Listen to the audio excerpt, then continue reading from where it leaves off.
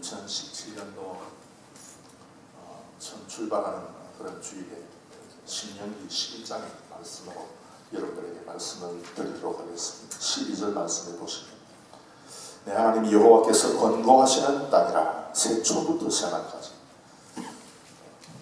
처음부터 말까지 끝까지 우리 하나님께서 내 하나님 여호와의 눈이 항상 그 위에 있느니라 그렇게 말씀하고 있습니다.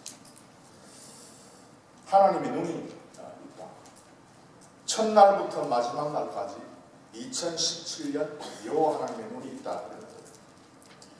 이 하나님의 눈이라는 말씀을 들으면은 어떤 사람은 무관심하게 봅니다. 뭐 하나님의 눈이 뭐냐, 진짜 있느냐, 진짜 하나님이 살아계시냐, 하나님 뭐 없는 것 같은데 뭐 그렇게 하나님의 눈이 본다 그러냐 이런 식으로 무관심하게 넘어가는 사람들이 있습니다. 또 어떤 사람은 하나님의 눈이 항상 그 위에 있다, 보고 있다 그러면 하나님께서 무슨 감시하는 그런 존재죠. 불순종의 사람은 생각을 합니다. 그래서 좀 뭔가 부담스럽다. 뭔가 하나님께서 나를 이렇게 묵직해보고 계시기 위해서 뭔가 조금 불편하다 하는 생각을 가지는 사람들이 많습니다.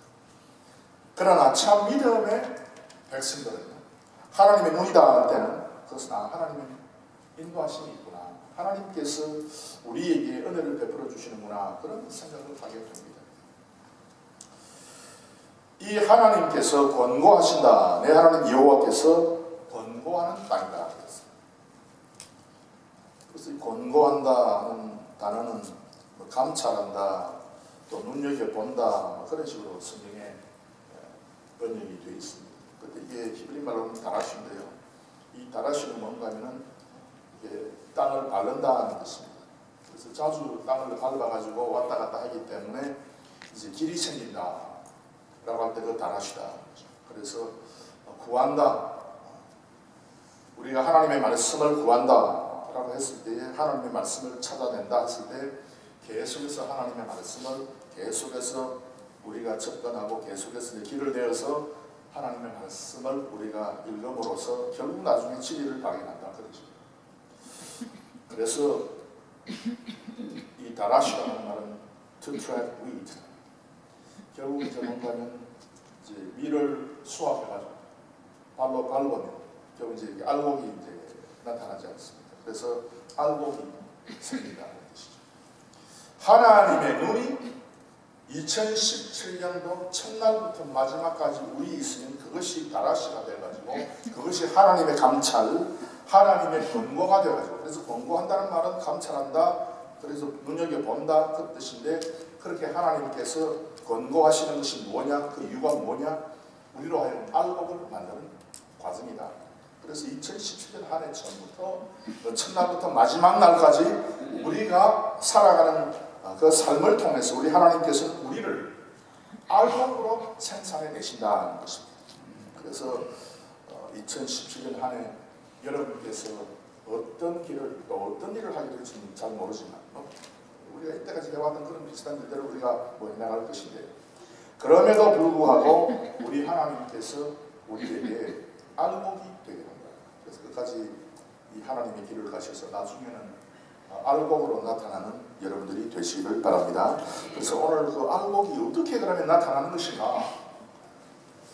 하나님께서 세초부터 새날까지 권고하셔가지고 계속해서 우리를 하나님께서 인도해가지고 결국 나중에 알곡이 되게 하시는데, 어떤 방식으로 우리를 알곡으로 만드십니까? 신명기는 여러분 잘 아시다시피 이제는 그 가나안 땅 들어가기 이전에 모세가 마지막으로 이스라엘 백성들에게 너희들이 그 가나안 땅에 들어가면 너희들이 이제 구원을 완성하게 되고 그 하나님의 약속을 이루게 되는 것인데, 어떻게 그러면 그 땅에서 너희들이 살 것인가, 어떻게 해야 된다 하는 것을 이제 그 하나님의 뜻을 자세하게 이스라엘 백성들에게 기록해 준 그런 말씀입니다.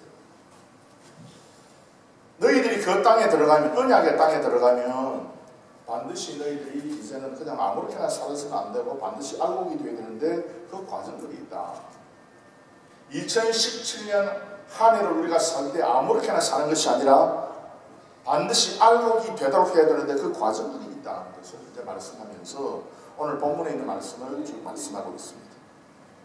간단하게 여러분들에게 알곡의 그 과정에 대해서 말씀을 드리도록 하겠습니다. 먼저 13절 말씀해 보시면 내가 오늘날 너희에게 명하는 나의 명령을 너희가 만일 청종하고 너희의 하나님 여호와를 사랑하여 마음을 다하고 성품을 다하여 섬기면 되어 있습니다. 이것 가지고 많은 말씀을 여러분께 드릴 수 있겠지만 가장 중요한 그 핵심적인 단어는 사랑이죠. 하나님을 사랑하라 합니다. 그래서 그를 사랑하고 섬기라 그렇게 이야기하고 있습니다. 이 사랑이라고 하는 말을 들으면 우리는 조금 당황하게 됩니다. 그렇죠. 왜냐하면 이 사랑이 밑도 끝도 없는 그런 개념이기 때문에 그렇습니다. 어떤 사람이 이야기하는 사랑, 또 다른 사람이 이야기하는 사랑의 그 개념이 다 다르기 때문에 천차만별이기 때문에 사랑한다 그러면 저게 무슨 말인지 잘 모르게 됩니다. 도대체 하나님을 사랑하라 그랬는데 사랑하는 것이 무엇이냐 그렇게 우리가 생각하게 됩니다. 하나님을 사랑하는 것은 어떻게 그러면 하나님을 사랑하는 것이냐, 어떻게 사랑하는 것이냐, 또 하나님을 사랑하는 그 결과는 뭐냐, 그 어떻게 되는 것인가, 이런 어떤 것에 대해서 우리가 질문이 많습니다. 우리가 기독교는 사랑의 종교라고 해서 사랑에 대해서 우리가 잘 알고 있는 듯한 그런 착각에 빠지기도 합니다. 그래서 진짜 성경이 말씀하는, 하나님께서 말씀하는 그 사랑 말고 다른 사랑을 생각하고 이 성경 말씀에 접근을 하면요, 도무지 저게 뭔지 우리가 잘 모르게 됩니다. 여러분 잘 아시는 고린도전서 13장 사랑장을 여러분 펴서 읽어보면 여러분이 일반적으로 가지고 있는 그 사랑이라고 하는 생각을 가지고 그 개념을 가지고 고린도전서 13장을 읽게 되면 저게 무엇인지 어떤 말인지 잘 모르는 경우가 생깁니다.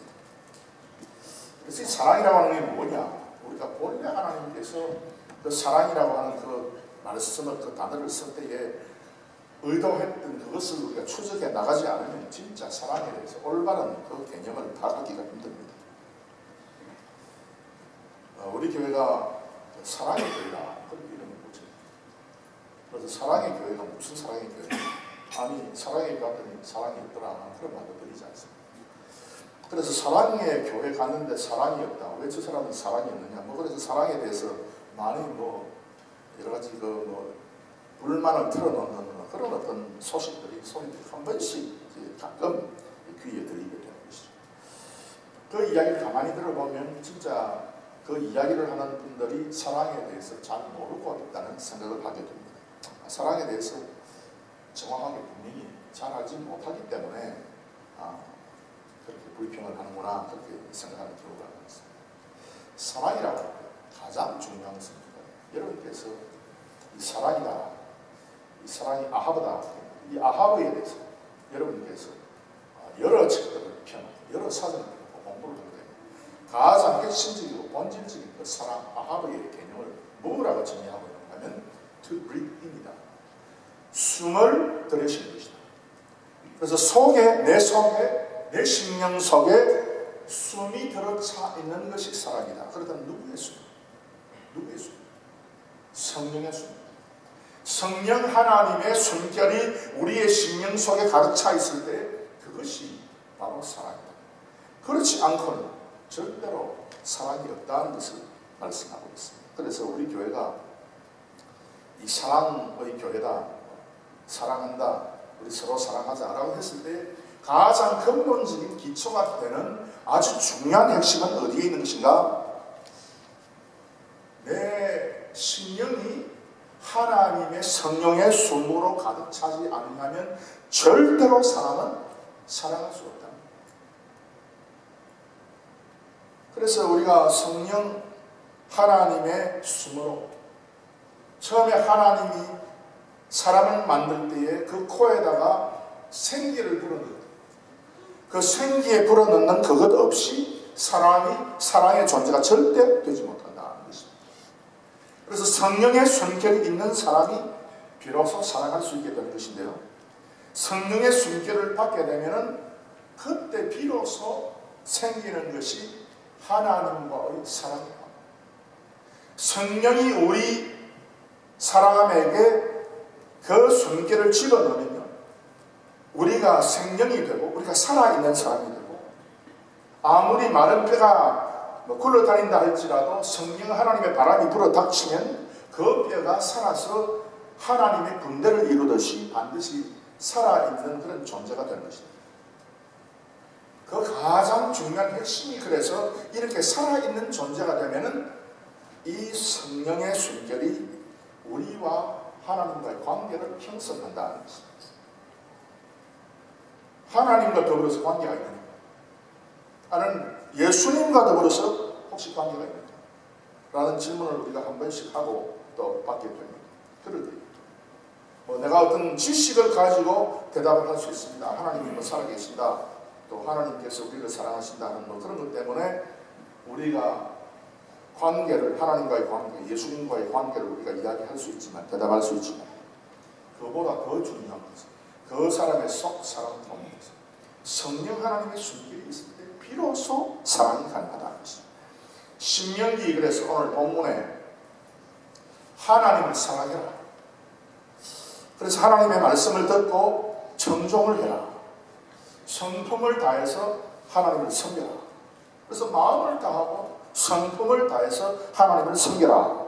하나님을 어떻게 섬길 것이냐? 내 심령 속에 성령의 바람이 들어가지 않고는 절대로 하나님을 섬길 수가 없다. 왜냐하면요, 여러분, 교회를 쭉 보면 여러 봉사하는 그 부서들이 있습니다. 자기의 탤런트에 따라서 음악으로도, 아니면 또 자기의 어떤 능력도, 또 어떤 교육, 또 자기의 봉사, 여러 분야에서 이제 하나님 앞에 섬기는 그런 직분을 갖게 되고, 그런 어떤 일들을 우리가 해야 하는데, 만약에 성령 하나님의 숨결이 없으면 어떻게 되는 것인가? 처음에는 괜찮아. 처음에는 자기의 어떤 힘에 의지해서 어느 정도는 잘해요. 그럼 점점 이게 힘이 떨어지게 되겠어요, 인간은. 그러면 어떻게 하는 것인가? 주위에 있는 사람이 힘을 북받아 줘요. 칭찬이 들어가고, 잘한다는 그런 이야기가 들어가고, 박수 소리가 들어갈 때에 힘을 얻어가지고 계속해서 하게 되죠. 이건요, 여러분, 오래가지 못합니다. 여러분, 왜냐하면 우리 하나님의 백성들이 하나님을 섬기는 방법과 탤런트가 있는 배우들이 하는 그런 어떤 모습과는 완전히 다릅니다. 배우들은 뭐예요? 박수를 받아야만 연기를 잘하게 됐습니다. 세상의 가수들은요, 노래를 잘 부를 때 한번 노래 부르고 나서 박수 소리가 우렁차게 들리면 거기에 힘을 얻어가지고, 야, 나는 이제는 어떤 사람이다, 내가 이제는 탤런트가 많은 사람이구나, 자기가 합니다. 그러나 하나님 앞에 봉사하는 사람은요, 사람의 박수 소리를 듣고 절대 봉사하게 되면 결국은 나중에 문제가 생깁니다. 힘이 완전히 빠지게 되죠. 안 됩니다. 그래서 계속해서 힘을 줘야 됩니다. 주위 사람이 칭찬해야 됩니다. 그렇게 하면요, 주위의 사람이 칭찬하는 건 한두 번이에요. 칭찬의 은사도 우리 가운데 많습니다만, 그러나 한 번, 두 번, 세 번, 네 번, 10번, 100번 하다 보면 인간이 이야기하는 칭찬도 그게 힘이 빠지고 없어질 때가 있어요. 그럴 때는 어떻게 할 것인가? 그때는 힘들다, 못하겠다, 온갖 것이 힘들어지기 때문이죠. 그러나 하나님의 숨결이 그 사람의 심령성을 전복하고 있을 때에, 충만히 그할 때에 하나님과의 관계에 의해서 그 사람이 일을 하는 거예요. 그래서 다른 사람이 보든지 말든지, 다른 사람이 어떻게 하든지 간에 그 사람은 그 일을 수행합니다. 하나님을 사랑하는 것이다. 그래서 영적인 숨을 쉬는 것인데, 영적인 숨을 쉬게 되면 하나님의 존재를 분명히 뚜렷이 알게 되고 확실히 인식을 하게 됩니다. 그래서 새초부터 새말까지 하나님께서 그 눈으로 이제는 감찰하시고 권고하시는데, 하나님의 권고가 있는 사람은 반드시 성령의 숨결이 그 사람의 삶에 이제는 들어가게 된다. 인간의 지식의 숨, 인간의 감정의 숨은요, 어느 정도 하다 보면 다 이렇게 끝이 나게 되죠.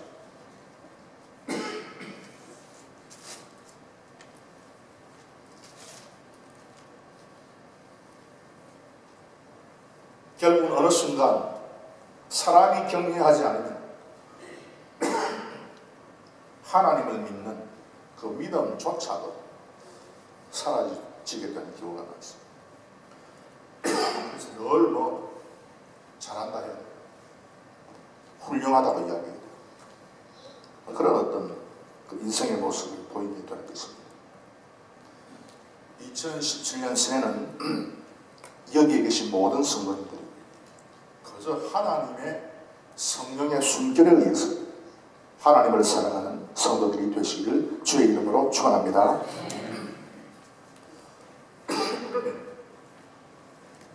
이 성령의 숨결이 우리의 심령을 지배했을 때 나타나는 현상이 무엇인가? 요한복음 14장 15절에 예수님께서 이렇게 말씀했습니다. 너희가 나를 사랑하면 나의 계명을 지키리라. 그랬습니다. 너희가 나를 사랑하면. 그래서 이 사랑은 여러분 인간적인 사랑, 느낌과 감정에 대한 사랑으로 이 본문의 말씀을 이해해버리면요, 그 예수님을 우리가 사랑한다, 감정은 우리의 느낌, 일순간 사랑합니다. 또 세월이 지나면 그것이 사라지고 없으면 또 사랑하는 하는 그런 의미의 사랑이 아닙니다. 이 예수님을 사랑하는 그 사랑은요, 성령 하나님의 숨결의 지배에 의해서 내가 사랑하게 되는 그 사랑이 있을 때에 비로소 너희가 나의 계명을 지키리라. 요한복음 14장 계속해서 읽어보면 23절과 24절 말씀입니다. 예수께서 대답하여 가라사대 사람이 나를 사랑하면 내 말을 지키리니 내 아버지께서 저를 사랑하실 것이요 우리가 저에게 와서 거처를 정하는 것이라. 사랑이 진짜 있을 때에, 진짜 성령 하나님의 숨결이 있을 때에 그 사람의 심령 속에 하나님이 사시는 거처가 생긴다는 겁니다. 그래서 사람이 나를 사랑하면 내 말을 지키리. 요한복음 14장 24절 다음 구절 읽어보면 나를 사랑하지 아니하는 자는 내 말을 지키지 아니하나니 너희의 듣는 말은 내 말이 아니요 나를 보내신 아버지의 말씀이니라. 그래서 이 성령 하나님이 마음속에 살아 우리의 심령을 충만하게 만들지 않으면 우리가 진짜 하나님의 말씀을 계명을 지키는 데 엄청 힘들어진다는 것을 성경이 이야기하고 있습니다. 그리고 무엇보다 이제는 내가 하나님을 내가 섬긴다 하더라도 섬긴다는 게 뭔가 이 아바다라 해가지고 종살이 한다는 뜻이에요. 옛날에 종살이는 주로 뭔가 하면 주로 밥 가는 일이었어요.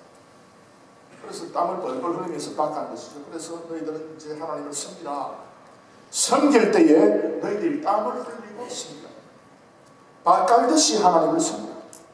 여러분 현대인들에게 땀을 흘리면서 밥 깔듯이 종들이 밭을 깔듯이 너 하나님 한번 섬겨봐라. 그러면은 제대로 예수 믿을 사람이 있겠습니까? 그저 그냥 사랑해 준다 그러고 하나님이 보호해 준다 그러고 하나님이 축복해 준다 그러고 그러면은 마음이 좀 밀리죠.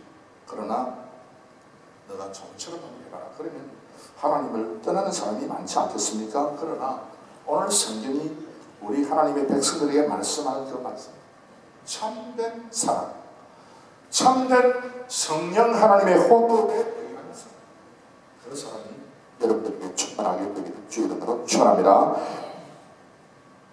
그래서 하나님을 사랑하는 성령의 호흡에 의해서 우리가 하나님과 관계가 생기고 하나님을 사랑하게 되면 그 다음에 생기는 결과가 뭐냐?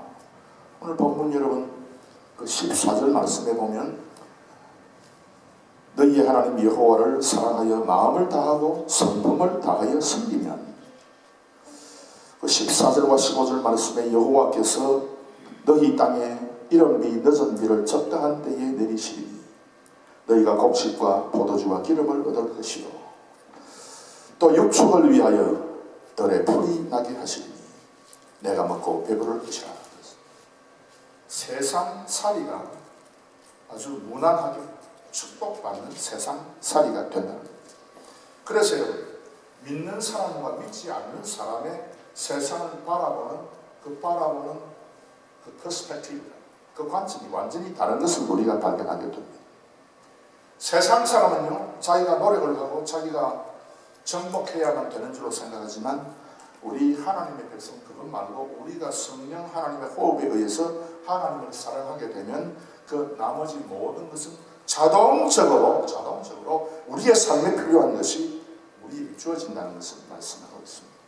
그래서 땅이 풍요로워지고 너희가 그 가운데서 먹고 배부를 것이다. 삶에 염려가 없도록 그렇게 하나님께서 만들어 주신다는 것을 말씀하고 있습니다. 2017년 한 해 우리가 무엇을 먹고 살까? 또 무엇을 또 우리가 하고 살까? 또 어떤 것을 해야만 내가 좀 더 많은 축복을 취할 수 있을 것인가? 여러분, 그것보다는 먼저 하나님을 사랑하는 우리 성도님들이 되시기를 바랍니다. 두 번째, 세초부터 생활까지 우리 하나님께서 권고해서 우리를 알곡으로 만들어내시는데 그 과정 두 번째가 무엇인가? 18절과 19절 말씀에 이렇게 말씀하고 있습니다. 이러므로 너희는 나의 이 말을 너희 마음과 뜻에 두고 또 그것으로 너희 손목에 매어 기호를 삼고 너희 미간에 붙여 표를 삼으며 또 그것을 너희의 자녀에게 가르치며 집에 앉았을 때든지 길에 행할 때든지 누웠을 때든지 일어날 때든지 이 말씀을 강론하고. 진짜 하나님의 성령의 호흡이 있는 사람 같으면 그 다음에 나타나는 현상이 무엇이냐? 그 다음에 나타나는 현상은 여기에 강론하는 것이다. 말씀을 강론하는 것이다. 이걸 이제 다바르라. 이 다바르를 다바르해라.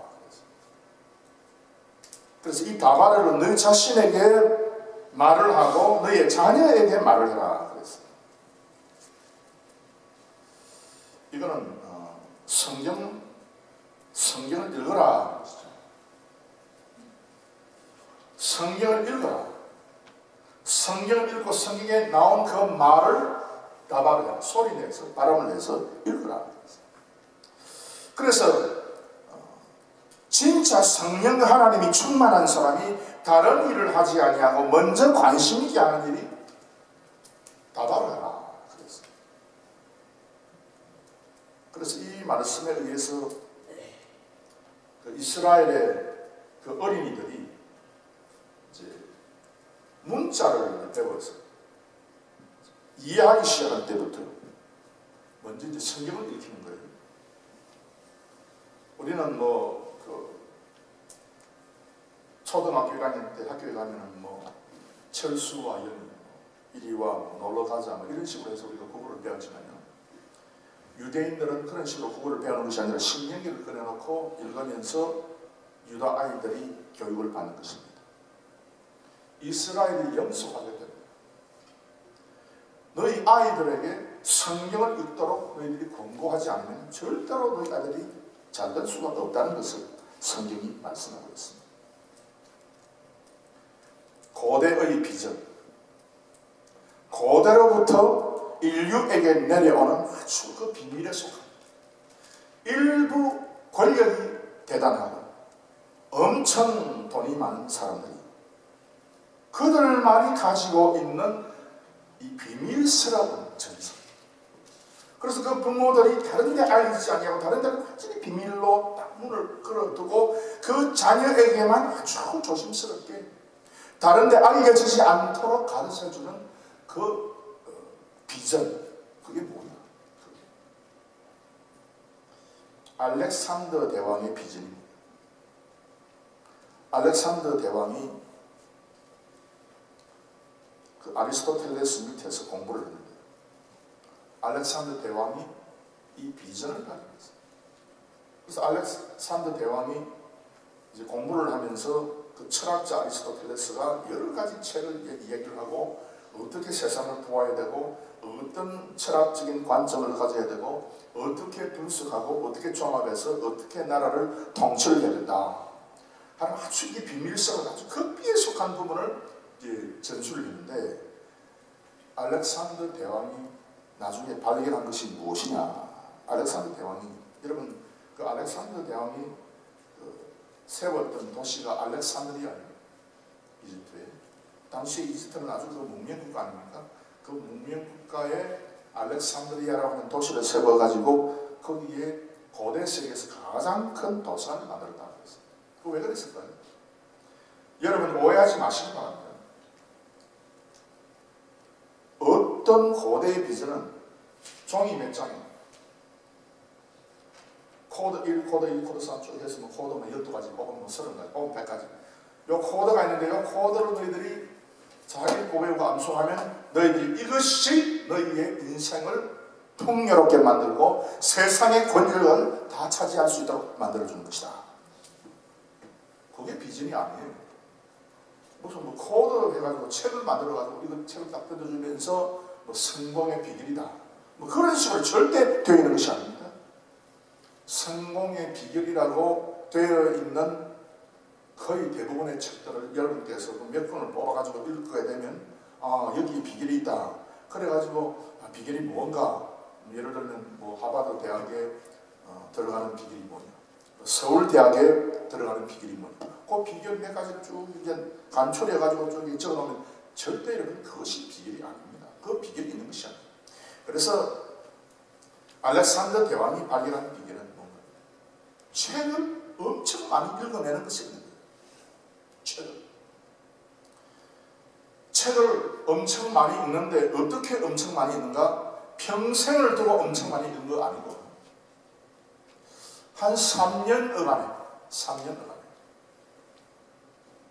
거의 한 10,000권의 책을 읽어버리면 이 사람이 비로소 눈을 뜨게 되는데, 그 책을 통해서 눈을 뜨게 되는데, 그것이 본래 고대로부터 흘러나왔던 비전이에요. 그래서 요거는 아무렇게나 안 가르쳐 주죠. 그래서 이 방법을 모르고, 그래서 이제 예를 들면은 이런 어떤 비전을 알고 있는 엄청난 그 세계를 그 좌지우지하는 엄청 그 권세가 많은, 혹은 엄청 그 돈이 많은 그런 사람들을 찾아내면 3년 동안 딱 집안에 딱 가둬놓고 3년 동안 책을 읽는 집중의 시간을 가져요. 그렇게 하면 그 아이들이 결국 나중에는 눈을 뜨게 되는데, 여러분 책 몇 권 읽어가지고 눈 뜨지 못하는 그것이 3년 기간 동안에 10,000권을 읽어버리면 세상이 어떻게 돌아가는 것이 눈에 훤히 보인다. 그래서 이제 이걸 이제 임계점이라 얘기합니다. 10,000권의 책을 평생에 걸쳐서 읽으면 그건 소용이 없는데, 3년에 걸쳐서 10,000권을 읽어버리면 그 사람의 눈이 딱 뜨여져가지고 어떤 이야기를 들어도 조직적으로 된다.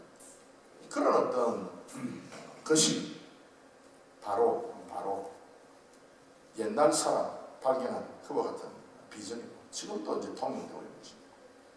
그래서 여러분께서 잘 아시는 말씀대로 어떻게 하면 그 학문에 왕도가 있습니다.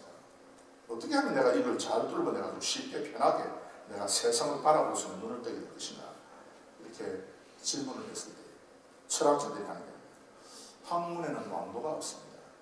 절대로 어떻게 질러가가지고 반드시 딱 한 자리에 앉아서 3년 기간 동안에 10,000권의 책을 읽어내야 비로소 그 사람이 눈을 뜨게 된다 하는 것을 이야기하고 있습니다. 그래서 여러분의 인생에 그 한 3년 정도의 시간을 내가지고 책을 한 5,000권, 10,000권을 들고 앉아서 읽어버립니다. 여러분은 세상을 바라보는 그런 눈을 가지게 되죠. 그런데 이 세상에서 그 10,000권의 책을 읽는 것, 그거 뭐 쉬운 것도 아니고 어려운 것도 아니지만 이 마음을 먹고 그냥 산에 올라가서 하면 다 되는 것입니다. 문제는 뭔가 하면 세상의 책이 절대로 참된 지혜와 참된 지식을 우리에게 공급하지 못한다. 그래서 우리가 의지하고 있는 것은 이 성경 66권이죠.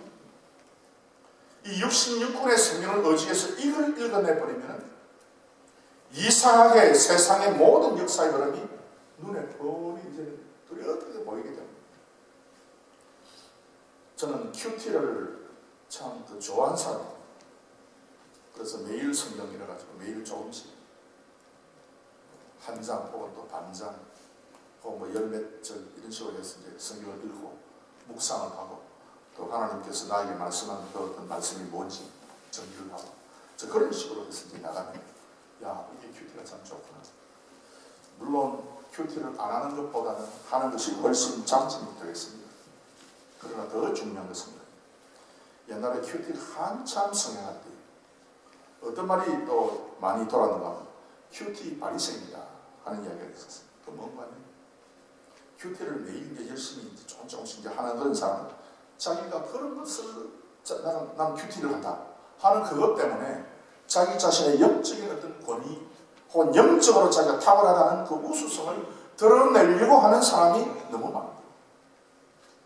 또 큐티 하느냐? 왜냐하면 한국 사람들은 이 몰아넣고 하는 것은 쉬우나 매일 조금씩 하는 것은 힘들지 않습니다. 그래서 여러분이 이제 집에서도 자녀들 이제 성경을 읽도록 지도를 할 때에 너무 이제 평상시는 바쁘니까 다른 공부도 밀려 있고 다른 공부도 이제 뭐 따라가야 되니까 다른 공부를 먼저 시키고 하다 보면 이제는 밤이 늦고 그래서 성경 읽을 수도 없고 그냥 내일 또 하면 된다 이런 식으로 해서 결국 이제 나중 주말쯤에 주일쯤에 몰아놓고 이제 많은 분량을 읽게 하는 그런 어떤 방법이 있어요. 그래서 이제 큐티라는 것은 좋지만 그러나 여러분 중요한 것은 무엇인가? 중요한 것은 이 성경을요 여러분 1년에 걸쳐서 성경을 읽독을 하는 사람과 한 주간에 걸쳐서 성경을 읽독하는 사람은 완전히 보는 각도와 시야가 달라져요. 왜 그럴까요? 한 주간에 걸쳐서 성경을 읽독을 하게 되면요 사건들이 계속해서 살아서 연결되어 있어요. 그렇게 하면 하나님께서 어떻게 세상을 통치를 했는가? 6,000년 만년의 역사의 흐름이 그저 머릿속에 지르더라고요. 그래서 저는 여러분들이 혼자서 일주일 안에 이 성경을 일독을 하려면 참 힘듭니다. 너무너무 힘들어요. 막 불가능에 가깝습니다. 여러분들 왜 뭐 밥 먹어야 되지, 또 뭐 전화 받아야 되지, 또 뉴스도 한번 봐야 되지, 또 연습도 한번 틀어가지고 또 이게 릴렉스도 해야 되지. 그러다 보면은 이제 못하는 거예요. 그래서 새해 연초에 다른 사람을 만나지 말고 뭐 다른 거 하지 말고 딱 떼서 하나님 앞에 이 시간을 보시죠. 그러면은 여러분 역사를 보는 눈이 형성이 있다. 아, 세상 역사가 어떻게 흘러간다. 딱 눈에 들어옵니다. 아, 미국도 그렇고 중국도 그렇고 러시아도 그렇고 결국 전화가 계속될 수는 없는 것이다 하는 분명한 인식이 생기는 것이죠. 그래서 나라의 일어나고 없어짐을 우리가 판가름을 할 수 있다. 그리고 사람을 보는 눈이 딱 생깁니다. 아, 저 사람이 어떤 사람인가? 어떤 생각을 가지고 있는 사람인가? 흐릿하게 보이고 잘 안 보이고 몇 년 지나가야 그 사람의 진가를 알게 되는 그런 것이겠지만 그 사람이 하는 이야기 몇 마디만 딱 들어가지고 아, 저 사람이 지금 저 위치에 서 있구나. 저 사람이 지금 어디를 가야 되는구나 하는 것을 파악할 수 있는 능력이 성경을 읽으면 다 나타나게 되어 있어요.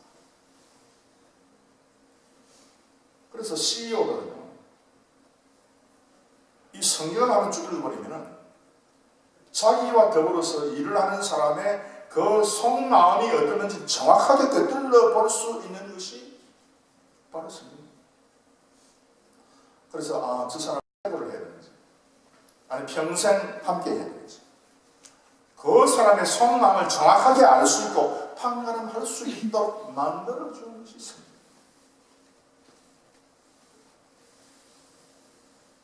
그 다음에 이 성경을 이렇게 빨리 읽어버리면요, 한 일주일 안에 벅차오르는 기쁨과 함이 같습니다. 완전히 하나님 앞에 감사의 탄성이 나타나게 되죠. 그래서 적어도 1년에 몇 번쯤은 성경 통독을 해야 되는데 우리가 뭐 그런 시간이 없기 때문에 그저 우리가 가장 시간을 잘 낼 수 있는 연초에 이거 한번 우리가 해보자. 그렇게 해서 이제 하는 것이죠. 여러분의 자녀가 이렇게 훈련받지 않으면 여러분의 자녀는 글쎄요. 여러분 장담할 수 있습니까?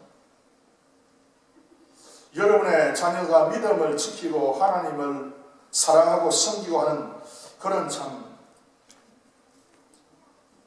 인격적인 믿음의 소유자가 여러분 된다고 여러분께서 장담할 수 있습니다. 저는 특별히 북미에 있는 우리 성도님들에게 참 여러 가지 안타까운 이야기들을 많이 이제 들었습니다.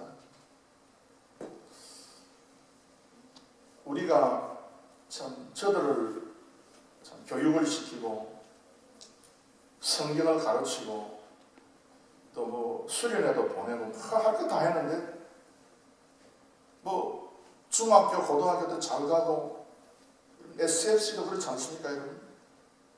제가 SFC에 대해서 참 많은 수고들을 하는 그런 분들 교회들도 그러고요 부모들도 그렇고 자녀들도 그렇고 그 SFC 참 1년에 한 2번 정도 모여서 수련회하고 참 하나님 앞에 기도하고 너무너무 참 좋은 그런 모임이에요. 그렇게 해서 우리 자녀들을 만들어내는 SFC에 그 처음 생긴 때가 약 한 20년, 25년 정도 되죠. 이번에도 SFC 그 강사였던 분이 내가 어릴 때 SFC 한 20년 전에 SFC 참석한 그와 같은 것이 기억이 난다. 그런 식으로 얘기를 제가 얘기해요. 글쎄요. 20년의 세월이 지나가면 그 SFC의 그 영성과 그 목적에 따라서 교회가 건설되어야 됩니다. 교회가. 우리의 자녀들이 교회를 건설하고 싶은 그 생각과 마음이 없으면 그건 실패했다고 저는 봅니다. 그래서 모여가지고 그냥 뭐 찬송 부른다, 뭐 그냥 가스펠송의 은혜를 받았다, 뭐 통성기도 은혜 받았다, 좋다. 그러나 가장 핵심적인 것이 뭔가 하면 과연 그 사람들이, 그 자녀들이 어른이 되어가지고 인격적인 믿음을 소유할 수 있을 것인가? 그리고 살아있는 믿음을 저들이 소유할 수 있을 것인가? 그것이 중요한 핵심이다. 그렇죠.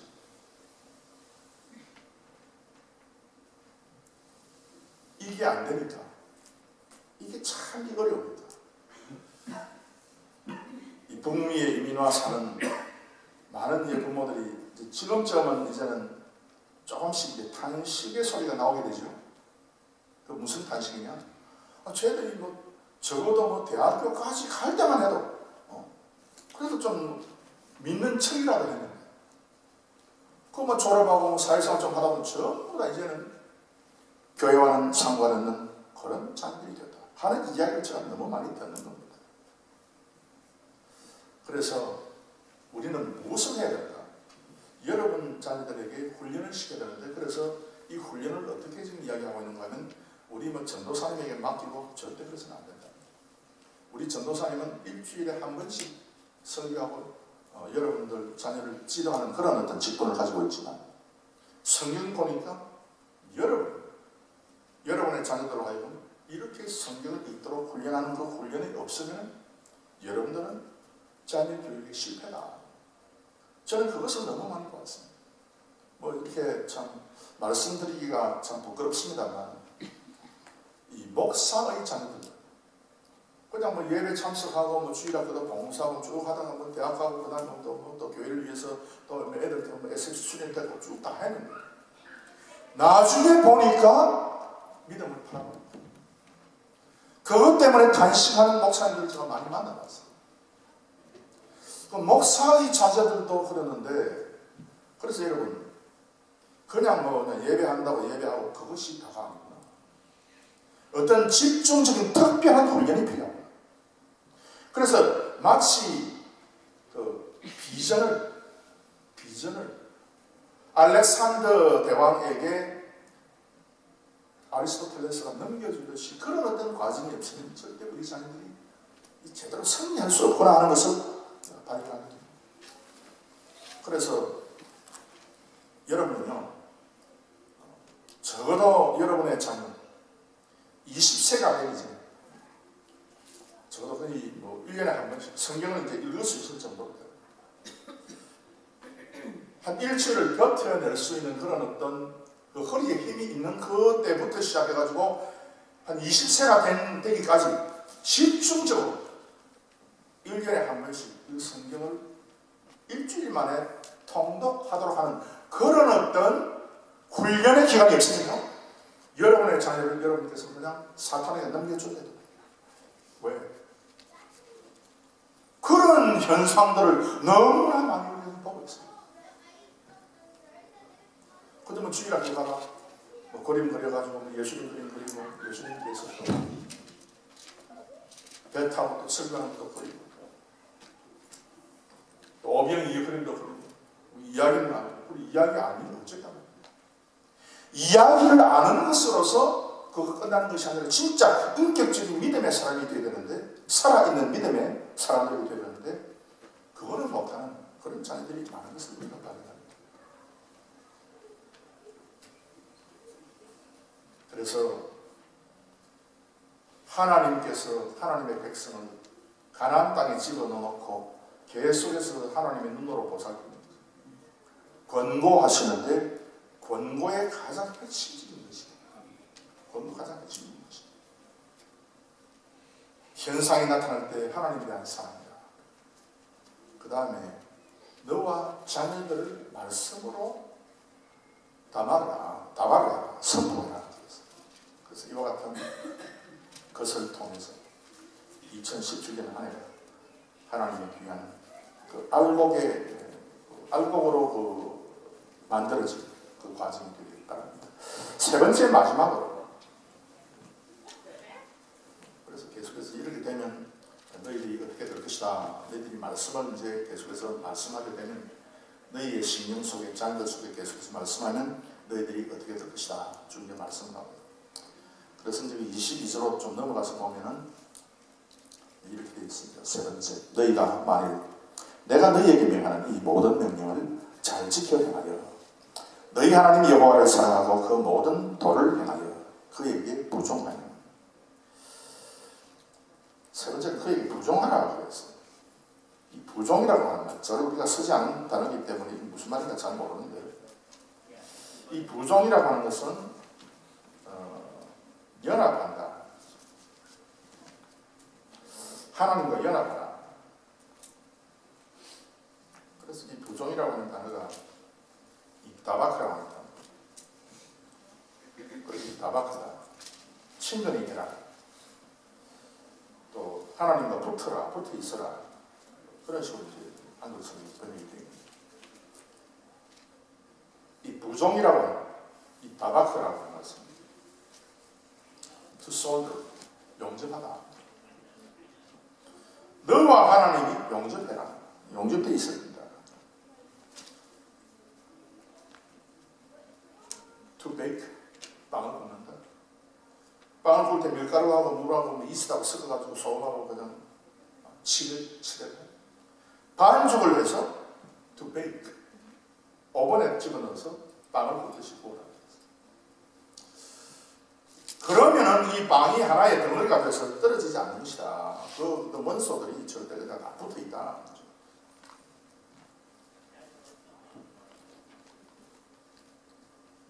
그 제빵을 하는 분들의 얘기 들어보면 이 빵이라고 하는 것이 참 이게 희한한 것이다.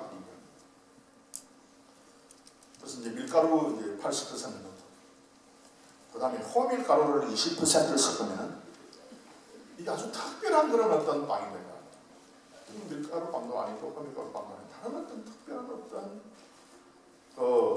성질을 가진 빵이 된다. 하나님과 더불어서 그렇게 우리가 용접되듯이 그렇게 되라 하는 것이죠.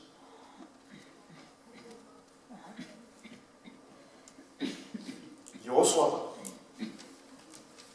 강대국들을 점령하고 나서 이런 이야기를 했습니다.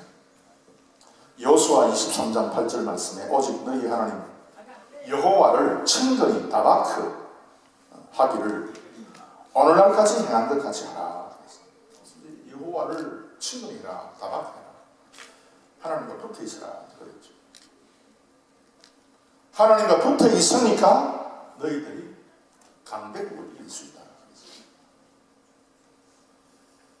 그 룻기에 보면 다바크라고 하는 말이 또 나타납니다. 룻기 2장 8절 말씀에 보아스가 룻을 이르되, 보아스가 룻을 보니까 참 이렇게 그 마음에 감동이 있는 여자예요. 저는 그 보아스가 신세를 많이 졌을까, 룻이 그 신세를 많이 졌을까. 보아스가 룻을 딱 보니까 그 룻이 하는 그 하나하나의 그 행동과 몸짓과 그 말씨가 이 보아스의 마음을 완전히 뒤집어 놓은 거예요. 여자는요, 여러분, 어떤 사람의 이야기에 의하면 그 염색체가 XX가 돼요. 남자는 XY가 돼요. 나는 그래서 뭐 XXXY가 뭔가 했더니, 여러분, 이게 여자분은 XX 딱 이렇게 X 딱 돼 있는데 남자는 X 있고 그다음 Y가 있는데 Y는 왜 Y인가 하면은 영어 문자 Y가 아니고 X가 못 되고 한 부분이 떨어져 나가는 게 Y. 그래서 남자는 덜 된 사람이다. 남자는 하나님께서 여자를 만약 한 개 물면 빼버리잖아. 그래서 남자는 항상 보면은 이게 어중간한 사람이에요. 저를 비롯해서. 제가 뭐 여러분들 가운데 가장 어리석은 사람이었죠. 그래서 여러분, 남자라고 하는 단어를 딱 히브리말로 찾아보면은 병이 쉽게 드는 사람입니다. 여러분, 여자가 강합니까? 남자가 강합니까? 여자가 훨씬 강합니다. 밖으로 보일 때는 남자가 강하게 보이는 거예요. 군대도 보면은 예를 들어 적신이 있는데 돌격 앞으로 가면은 여자 보고 앞으로 가라. 그런 사람 없잖아요. 남자는요, 그런 경우에 밖에서는 남자가 엄청 강하게 보여요. 그래서 뭐 군대에서 예를 들면 뭐 전쟁할 때 다 남자들이 앞장 서야 되죠. 남자들이 뭐 쫌생이가 돼가지고 뭐 여자 보고 앞에 나가라. 그렇게 하면 안 되지 않습니까? 그런데 사실은 여러분, 여자가 훨씬 강한 거예요. 그래서 여자의 이 완전한 염색체를 가지고, 그래서 여자는 완전한 염색체가 있기 때문에 그 히브리 말에 아샤라는 말을 딱 찾아보면 어떻게 되어 있는가 하면 to heal을 고친다. 그래서 여자는 남자를 고치는 능력이 있습니다. 그래서 여러분 가정에서도 보면 그 여자가 남자를 고치는 힘이 있기 때문에 남자는 가정에 들어가면 반드시 여자에게 복종하는 거예요. 아멘 하는 사람 얘기해요. 그래서 남자는 밖에서 큰 소리 치고 여자는 안에서 남자를 고치는 특별한 능력이. 여러분, 그래서 아내가 그 남편이 좀 지쳐가지고 밖에서 들어왔을 때 그 예를 들어 감자탕 하나 끓이면 얼마나 그 감동이 들지 모르잖아. 그런데 뭐 예를 들면은 여자가 뭐 집에 있긴 있는데 나중에 남편이 들어와도 뭐 먹을까요? 뭐 먹을 것도 없다. 날씨는 추운데 뭐 라면 하나 끓이면 뭐 계란 하나 풀려가지고 그냥 라면 끓여. 뭐 그것도 괜찮아. 그러나 여러분, 그 여자는요, 그 염색체가 XX 두 개이기 때문에 남자를 고쳐줘요. 그래서 남자가 위로받고 남자가 고침을 받고 남자가 들판에서 뛸 수 있도록 해주는 그런 존재가 여자인데요. 어떤 분이 이렇게 질문하면은, 그래서 뭐 성경에 보니까 그 여자는 교회에서 잠잠하라 그러고 뭐 그렇게 얘기하는데 가르칠 본이 없다 그러고 그 좀 잘못된 거 아닙니까? 잘못된 거 맞아요.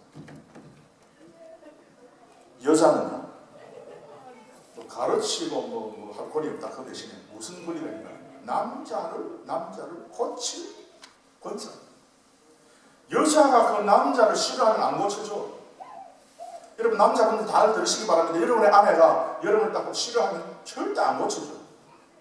뭐 밥은 네가 뭐 먹든지 말든지 차이 났으니까 알아서 먹어라 이런 식으로 얘기하죠. 그런데 진짜 남자를 고치는 그런 어떤 생각이 있는 그런 여자분은요 진짜 남편을 고쳐줘요. 그게 얼마나 걸릴까. 그래서 여러분 장군도 그 부인의 그 영향력 아래다가 있는 거죠. 아무리 장군이 밖에 나가서 큰 소리 치고 그냥 군사를 움직이는 능력이 있다 할지라도 뭐 병사를 가르쳐가는 그런 능력이 있다 할지라도 그 부인이 집에서 야 네가 인간인가 네가 사람인가 뭐 네가 알아서 처먹어라 이런 식으로 해결하면 그 장군은 절대 시기를 못 합니다. 그래서 이 보아스 루츠를 보니까 루츠 보아스에게 감격과 감동을 줄 수 있는 여자처럼 보입니다. 여러분 그런 여성들이 있지 않습니까? 딱 보면은 처음에는 잘 못 보죠 사실은. 우리 뭐 다 20대 결혼하면 20대 뭘 알겠습니까? 잘 못 보지만 그러나 자기 남편에게 감동을 주고 감격을 줄 수 있는 그런 여자들이 있어요. 여러분들은 다 그렇지만. 그래서 저는 루시 그 보리 이삭 주우러 보아스의 밭에 가가지고 보아스의 신세를 진 것이 아니라 결국 인생을 따지고 보니까 이 보아스가 루시의 신세를 진 거예요. 그래서 이 보아스가 루시에게 이르되 내 딸아 들으라. 이삭을 주우러 다른 밭으로 가지 말며 저기 좀 많이 있는 것이 있을 것 같아서 그쪽으로 가지 말고 여기를 떠나지 말고 나의 소녀들과 함께 있어라. 내 집에 종들이 있는데 그 종들이 어디에 수확하고 남은 그런 어떤 이삭들이 많이 떨어져 있는지를 내 그 여종들이 잘 알고 있기 때문에 너 루스는 그 소녀들과 함께 있어라. 따박하라고 했어요. 여러분 그래서 계속해서 성경은 우리에게 말씀하기를 우리 하나님과 연합해라. 그렇게 되어 있습니다.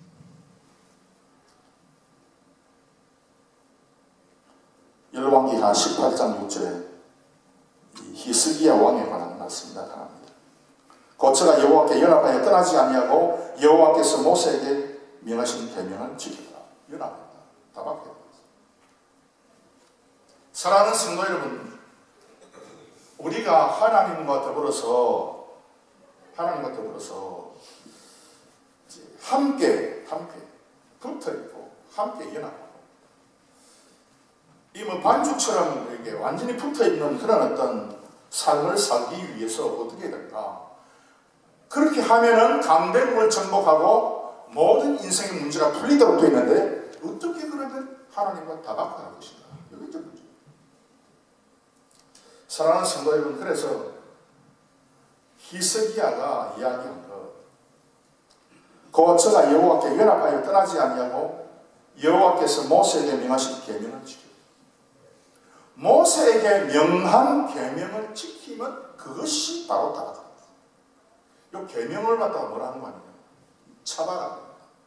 하나님께서 우리 계명을 주지 않습니까? 말씀을 줬어요. 말씀을 줬는데 하나님께서 뭐 때문에 말씀을 줬는가? 그냥 이 성경 66권 이 많은 말씀 이거 너무 이게 지겹다. 사실 여러분 성경 한번 펴보면 이 성경은 참 단점이 뭔가 전부 다 빽빽하게 글자만 되어 있잖아요.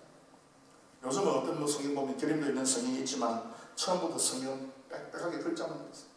그런데 이 빽빽한 글자만 되어 있는 것을 가르쳐서 성경이 뭐라는 겁니까? 차가라. 계명이다. 계명 참 싫다. 그런데 이 계명은 뭔가 역시 들어붙이다는 것입니다. 우리를 축복과 들어붙인다.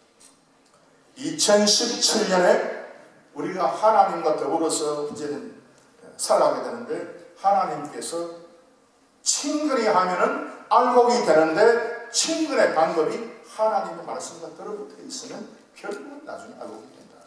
그렇습니다. 그래서 2017년 한 해 우리가 다른 걸 생각하지 말고 다른 걸 가지고 하다 보면 결국 여러분이 가장 소중히 여기는 것을 잃어버린 거죠. 여러분이 가장 소중히 여기는 것, 그것을 여러분께서 위해서 오늘 성경이 이제 우리에게 말씀하고 있는 그 말씀하고, 특별히 이제는 여러분이 하나님의 성령의 호흡 가운데서 진짜 사랑의 사람입니다. 그 다음에 성경이 말씀하기를, 이제는 우리 하나님께서 이제 여러분들에게 이제 명령하는 그 명령이 하나님의 말씀과 계속해서 말씀을 해라. 여러분의 자녀도 여러분이 책임을 지고 다가오라. 괜히 그냥 교회 그냥 일주일에 한 번씩 만나게 되면 전도사님 믿고 그냥 맡기고 그냥 내버려 두지 말고, 그래도 우리 전도사님 잘하시고 여러분의 그 자녀에게 영향을 줄 수 있지만, 그러나 여러분께서 진짜 참 성경을 여러분의 자녀에게 그냥 드리피는 그런 어떤 중요한 일들을 여러분께서 해야 됩니다.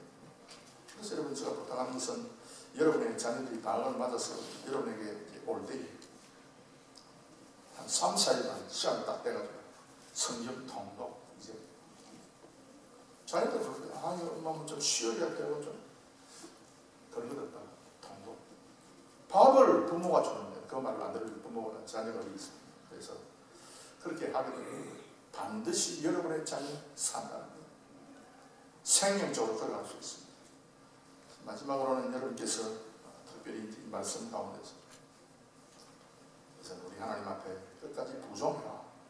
하나님과 함께 붙어 있어라. 한 반죽처럼 떨어지지 않고 붙어 있어라. 그래서 이와 말씀 가운데서 2017년 한 계속해서 성령한 우리 모든 성도들이 되시기를 주의 이름으로 축원합니다.